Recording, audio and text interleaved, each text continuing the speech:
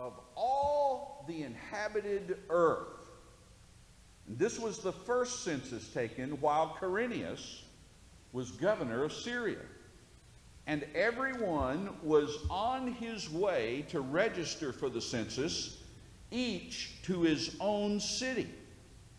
And Joseph also went up from Galilee, from the city of Nazareth, to Judea, the city of David, which is called Bethlehem, because he was of the house and family of David, in order to register, along with Mary, who was engaged to him and was with child.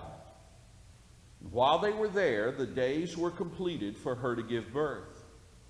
And she gave birth to her firstborn son. She wrapped him in cloths and laid him in a manger, because there was no room for them in the inn. I told you last week that if you wanted to get in the spirit of the first Sunday of Advent, you had to get Jewish, because the first Sunday of Advent is the time that you remember all the Old Testament prophecies about the Messiah, and you realize that God indeed kept his word, fulfilled those promises, and sent Jesus to his and to us.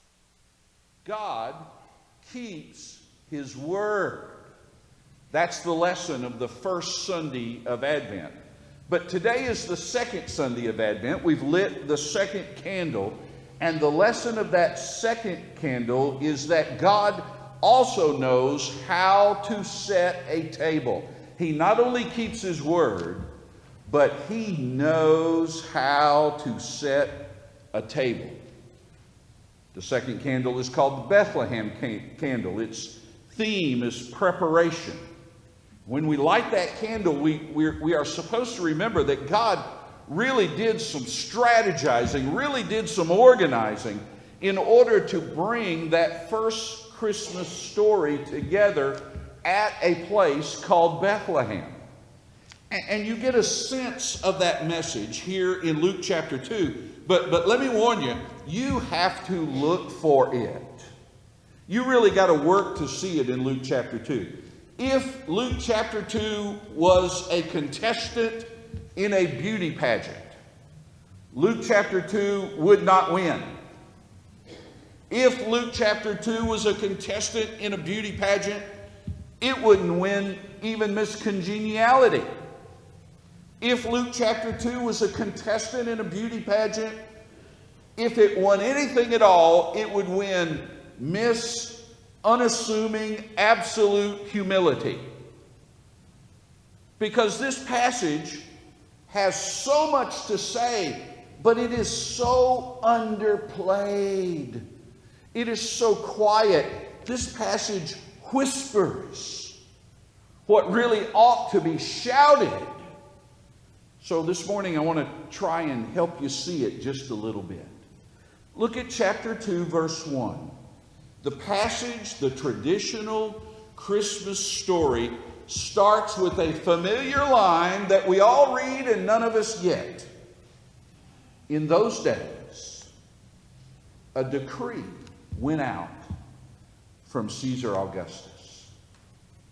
Now, we read over that little historical detail and pay zero attention to it. But what I want to tell you this morning is you've got to see that little historical detail. Now, unless you're a history nerd like me, most of you probably go, Caesar Augustus, okay, I guess he was a Caesar and he was named Augustus. Right? Okay.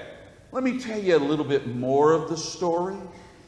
Caesar Augustus was the grandnephew and adopted son of Julius Caesar. Yeah, the guy that got stabbed. And after his assassination, Augustus became Julius Caesar's family heir, got all of his house and belongings, and he became his political heir, and he launched into his own political career. He joined Mark Antony, you remember that name, in opposing his uncle's assassins, primarily two men named Brutus and Cassius, and he defeated them and their armies in battle, and he began to rise to power. And ultimately, Caesar Augustus had to fight his allies as well. His friend Lepidus, who was part of the group of three, he and Mark Antony and Lepidus. Lepidus tried to take Sicily over and make it his own country. Well, Rome wasn't going to let that happen. Mark Antony, you remember his story, he got involved with Cleopatra, and he decided to take over North Africa and make it his country. Well, Augustus ended up defeating both of them and their armies in battle. You remember how that story ended. Mark Antony fell on his sword. Cleopatra put her hand in the basket with the snake, so history says. And with that incredibly oversimplified history lesson, young people take note, this will all be on the final in world history at the end of the semester coming up. With the end of that oversimplified history lesson, the part you need to know is that Rome then, after all of those battles, after defeating Brutus, Cassius, Lepidus, and Mark Antony with all of their own private little armies, Rome then got some peace and quiet. In fact, they got quite a bit of peace and quiet. The victories of Augustus initiated a period in world history called the Pax Romana, the peace of Rome. For nearly 200 years, there weren't any big battles related to the Roman Empire because, thanks to Caesar Augustus, all of the folks who were causing trouble were put out of the way, and Rome under Augustus was in charge. In other words, Caesar Augustus was the guy in history who said to all of Rome, "Knock it off." And everybody knocked it off. And Caesar Augustus said, "That's more like it." Well, maybe the details are a little shady there. But here's what happened. The Roman Empire expanded. The Roman Empire began to build roads like crazy. And the language of Rome, both Latin and Greek, became the languages of the entire known civilized world. And now you're thinking, Brother Ed, you really are a history nerd. You're excited about that. That's may not sound like much of a wow, but really it is. With all of those roads being built, missionaries like the Apostle Paul could go anywhere they wanted. Travel was again safe. Before the peace of Rome, travel was a gamble. You didn't know if you were going to get there or not, so you pretty much stayed home. But now missionaries like Paul could go anywhere they wanted to and tell the story of Jesus. With Greek and Latin as the known languages of the world, any believer just about anywhere could talk to any person about the gospel. See, what we're hearing here in Luke chapter 2, verse 1, you may not see it just right there, but you got to know it, is that God orchestrated world events so that his son could be born at just the right time in history so that the gospel could be spread. And not only did God orchestrate events so that his son could be born in just the right time, he orchestrated events so that his son could be born in just the right place. God had chosen Mary and Joseph to be the parents of Jesus. The Bible says they were living in a town called Nazareth. Nazareth is up in the north end of Israel, an area that's known as Galilee. But God had told the Old Testament prophet Micah that the Messiah would be born in David's town. David's town was Bethlehem. You can read that prophecy in the book of Micah, chapter 5. David, the great king, was born in Bethlehem. David tended his father Jesse's sheep in Bethlehem. When God sent Samuel the prophet to anoint David as the next king, Samuel had to go to Bethlehem. Bethlehem was David's town. And the Bible says that's where Messiah would be born, because Messiah would not only be in the line of David, he would also be born in David's town. Just one problem. Bethlehem is not anywhere near Nazareth. Bethlehem and Nazareth are separated like 70 miles. Now, some of you are thinking, 70 miles? That's nothing. We have cars that travel down the road. We go 70 miles in 1 hour. But Jesus was born in a time when people didn't have cars. They wanted to go anywhere, they walked. Driving 70 miles is easy. Walking 70 miles, not so easy. When was the last time any of you walked 70 miles? In one trip. In fact, I would go so far as to say that there is no way in the world that Joseph and the very pregnant Mary would ever in our wildest imaginations say, hey, I got an idea. Let's walk down to Bethlehem this weekend. I hear they got a great new restaurant. There's no way in the world, there was no force on earth that could get them at that stage in their life to get up and walk to Bethlehem. No way. No force. Except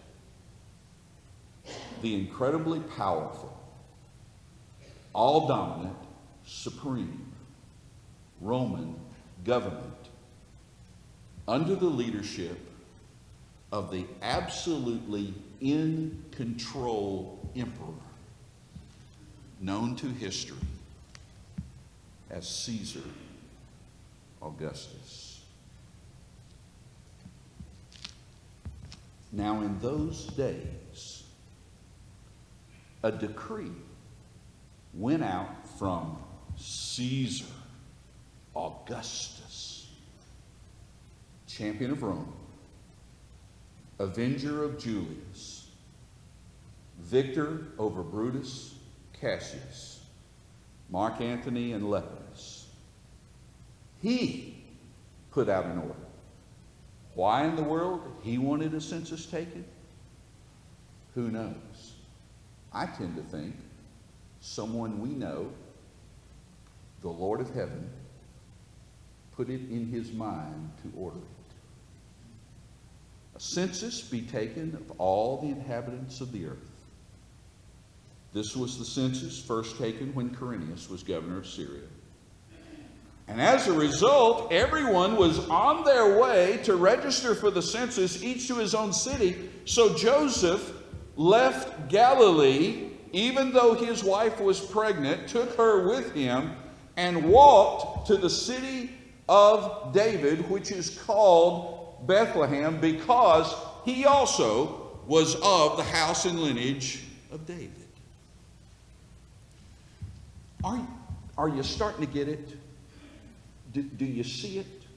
Just a little bit, maybe? What I'm telling you is that God can set the table of your life. He can put your world in order. Luke chapter 2, verse 1, it's so humble, it's so quiet, it's not pushy, it doesn't shout, it just whispers to us, but it is telling us that that God can use even the incredible Roman Empire and the powerful Emperor Augustus to order a world census so he could move two people 70 miles to where they were supposed to be.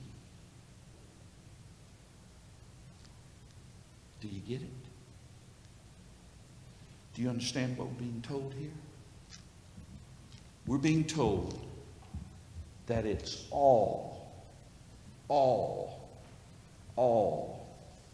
every bit of it, every part of it, every single bit in God's pocket.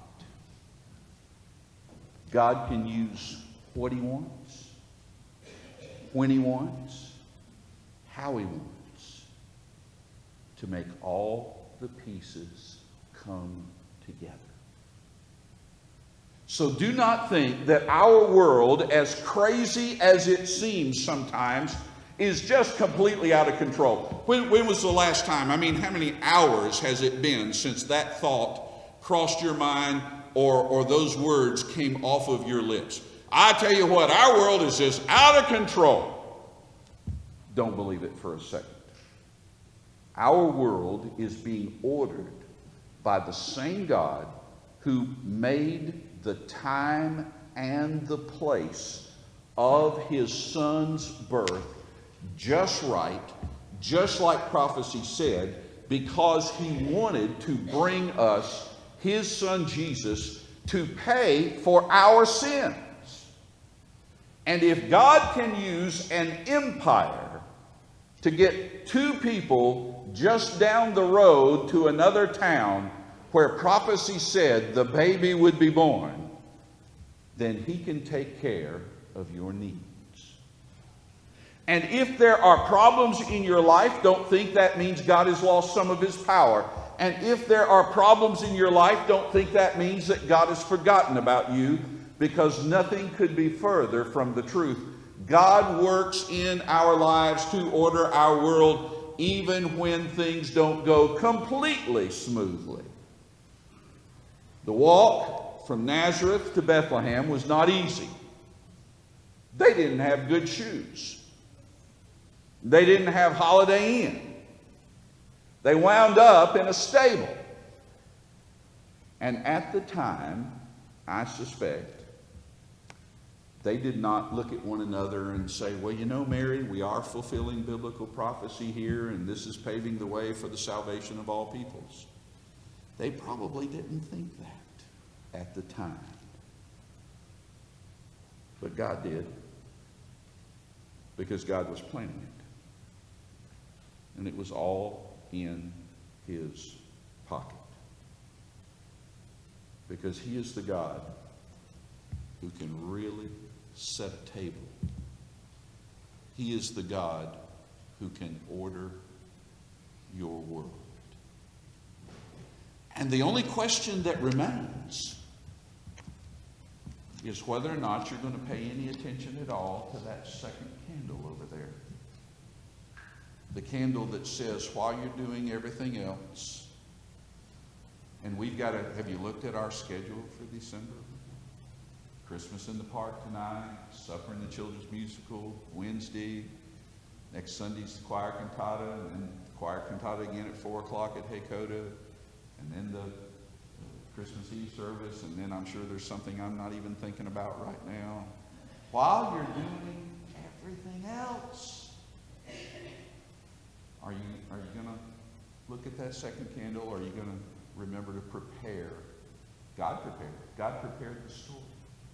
Are you going to prepare a place in your heart to say, Lord, I am your child. This is your season. And I want to honor you with my worship and with my obedience and with my service. Are you going to do that? That's the question that remains. There's no question about what God can do. The question is about what we're going to do. Would you stand and pray with me, please?